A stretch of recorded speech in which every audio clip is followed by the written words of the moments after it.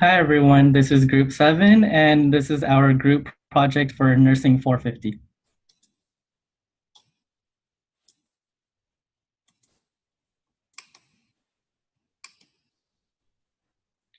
For our introduction, our project is based on patients with end-of-life care. For example, patients with cancer have the potential to receive enormous benefit with assistance in improving the quality of life when provided with palliative or hospice end-of-life care. For our position, therefore, the current requirements and structure of the Medicare and Medicaid hospice benefit should be re-examined in order to allow those with a terminal prognosis the opportunity to utilize that care. For our thesis, the 6-month prognosis requirement, the inadequate payment rates, and the need for quality assurance systems and patient education should all be addressed so that patients in dire need of end-of-life care can receive it as is appropriate on a timely basis. To recap, the three major problems are time requirement, financial issues, lack of information, and not getting the care expected. For getting care on time, individuals are eligible for hospice care if they have a prognosis of 6 months or less to live. However, most people don't receive hospice care until the final weeks or even days of life, possibly missing out on months of helpful care and quality time. An important note is that hospice care is always palliative, but not all palliative care is hospice. Factors that delay hospice care: delays in discussing hospice care until patient is seriously ill or close to death, lack of communication between the patient and provider on illness and prognosis,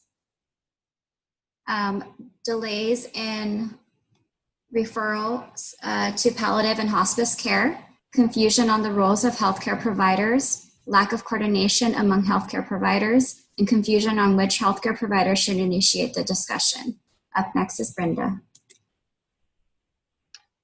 Okay, so there was a study conducted in Taiwan that evaluated the effect of hospice on the survival and healthcare costs. There was pretty much two groups, a hospice group and a non-hospice group.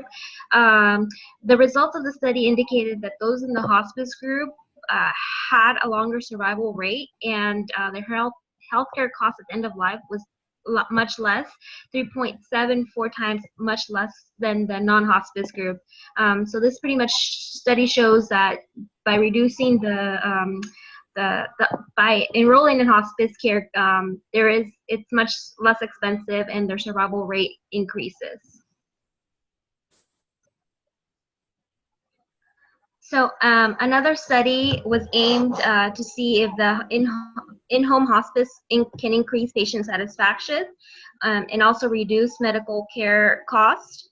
So pretty much this study demonstrated that by enrolling in hospice care, patients increased their satisfaction and their medical care costs was decreased. And also they examined this study in particular extended the 1 year extended the requirement to 1 year instead of the 6 months requirement prognosis. And by doing so, patient satisfaction increased and medical health care costs decreased. So that's why it has been shown that by increasing it to 1 year, it can improve patient satisfaction and reduce medical care cost. So another study pretty much was done by the Palliative Journal Medicine. And this one demonstrated that there is a substantial amount of people that exceed the 6-month prognosis. This study indicated that there was 13.4 individuals of the patient population they studied that exceeded the 6-month prognosis. So pretty much the study demonstrates that there is a substantial amount of people that exceed that 6-month prognosis. So it doesn't fit by extending the 6-month prognosis, it can accommodate a lot more people who need palliative care and hospice care.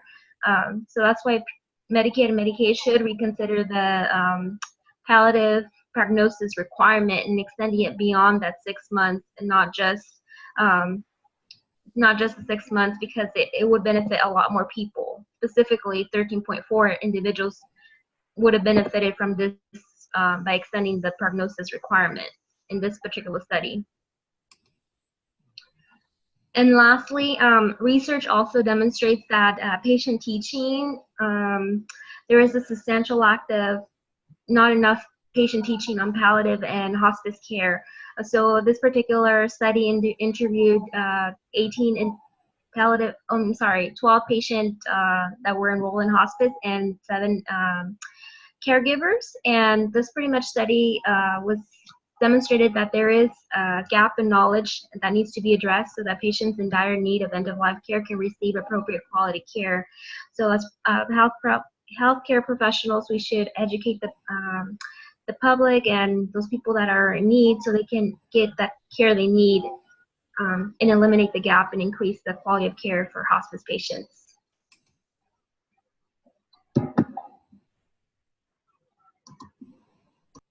And as Brenda noted, there is a gap and lack of information. We have years of deficiencies in teaching end-of-life content in schools, so nurses are working without knowledge of how best to assist patients and families facing the end of life. Literature also has documented that nurses face ethical dilemmas such as conflicts about administering pain medication to patients at the end of life, communicating with patients and families, and nursing involvement in patient decision-making regarding withholding, withdrawing life-sustaining treatments. In an effort to reach these nurses, currently in clinical practice, the End-of-Life Nurse Education Consortium, or ELNEC, investigators believed it was vital to train continuing education providers and staff development educators. This was launched in February 2000 to assist nurses in reducing the burden and distress of facing life's end and to offer support for the many physical, psychological, social, and spiritual needs of the patients and their families. And the methods of training are the trainer education course, mentoring, online palliative care education, and the annual granting meeting. The curriculum also assists nurses in reducing the burden. The curriculum that is in the ELNEC consortium is nursing care at end of life, pain management, symptom management, ethical legal issues, cultural considerations, communication, loss, grief, bereavement, achieving quality care, preparation for and care at the time of death. Lesson learned in training. Education is essential. Start educating with individual units and then expand out to orientation and annual competency programs. There's a need for interprofessional team development. Collegial, collaborative, and communicative teamwork is essential, and working towards shared common goals is also necessary. Palliative care programs should start small and focus on quality before any expansion. Ensure alignment between the palliative care program and the goals and mission of the organization. Discern key stakeholders and identify their needs. Use any and every opportunity to promote the palliative care program. And in patients' perspective, there's a gap in the literature that it tends to ignore the family context in which end-of-life decisions are most often made. Rettig, as noted in this family decision-making theory, indicated that individual decisions impact the lives of the family members with whom they share both financial and social psychological resources.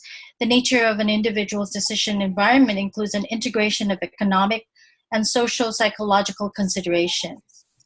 Since family is the primary context in which end-of-life decisions are made and implemented, it makes sense that the family decision-making theory, such as Rettig's family decision-making theory, be used as the guiding theory for the study.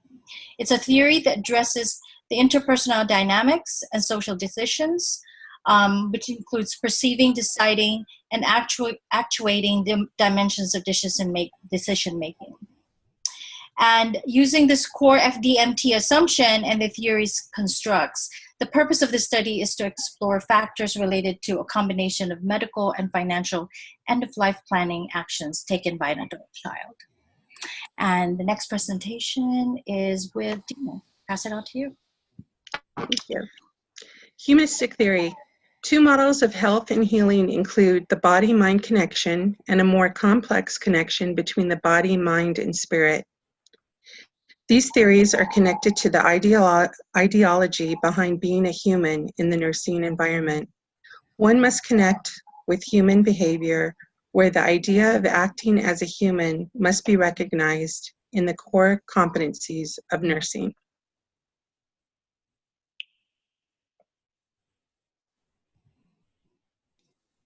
Next. Gene Watson, caring theory.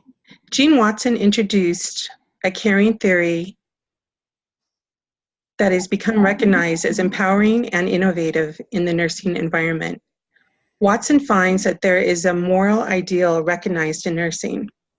Contact between humans, according to Watson, will help those who are ill discover new knowledge that can assist with the recovery and promote a healthier lifestyle moving forward.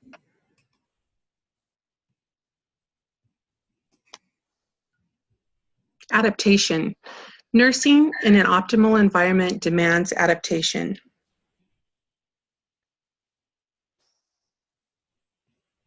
Watson's theory cannot be considered concrete in the nursing environment. Consider a patient who rejects spirituality. Professional presence demands adapting to the environment and meeting the needs of this patient, which means spiritual not being used as part of the healing process. Here, there is a disconnect between the theory that has been presented by Watson and the two models of health and healing, and professional presence that has been developed to best treat the patient and demonstrate humanity. And now, Erica Sanchez. Okay, so I got the opportunity to interview a hospice nurse who's been doing hospice for over 6 years now. When asked about as far as eligibility, it wasn't a simple yes or no question, and she had provided a link to which you can access, and there's a lot of criteria that needed to be included before they could admit a person into hospice. What she also, as far as the difference between palliative and hospice care, she stressed that palliative is always part of hospice, and that the big misconception is that if someone's in palliative, then they're automatically in hospice, which is not the case. Someone with a chronic illness, serious illness, who's still seeking aggressive treatment, very much can benefit from palliative. Palliative is to help manage those symptoms that are caused by those illnesses.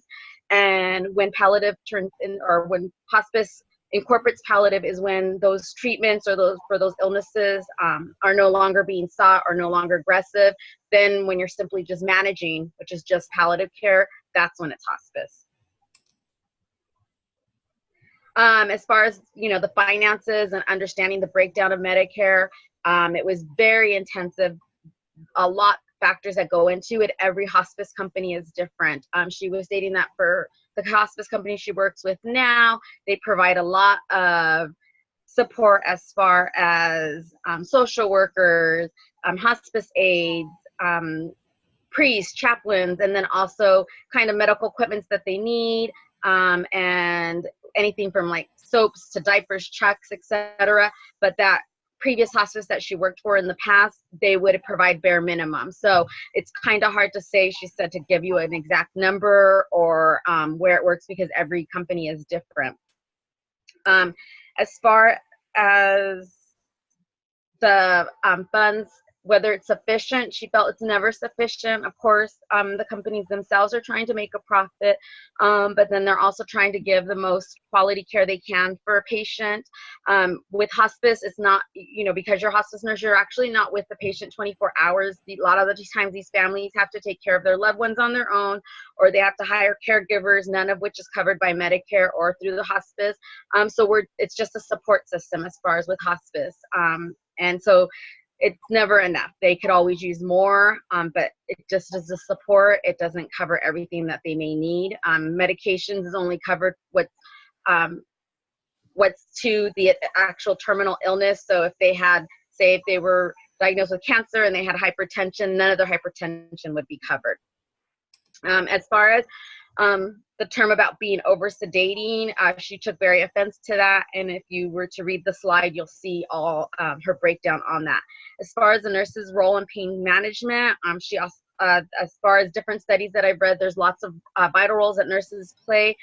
Just on addition to pain management therapy that the doctors would prescribe, but nurses can educate the patients and the families and the caregivers on distractions, massage, spirituality, and then of course prescription medications, a lot of what they call comfort kits, which is standard medications they give that'll help when a patient is either suffering from severe pain or some type of respiratory distress or anxiety, all due to end-of-life situations. For our action plan, we created a brochure. On this particular panel, you can see that I included some of the interview responses that Erica got from her hospice nurse. And to the panel right to the right, we have some of the benefits that it includes. On the other half of the brochure, we have the benefits of end-of-life care. And on the slide next to it, we have the differences of palliative and hospice care. In conclusion, if we just reduce the hospital service provided and instead we put them into hospice and palliative care, we basically save money and we improve the patient's quality of life at the same time. On our final thoughts, there are some barriers that we need to overcome, and to do this, there are two things we can do. We can formalize partnerships between hospital palliative care programs and community hospice programs. The second thing that we can do is, of course, educate the patients, families, and physicians about the availability and benefits of hospice and palliative care services. And then that is our presentation, and these are our references used. Thank you very much.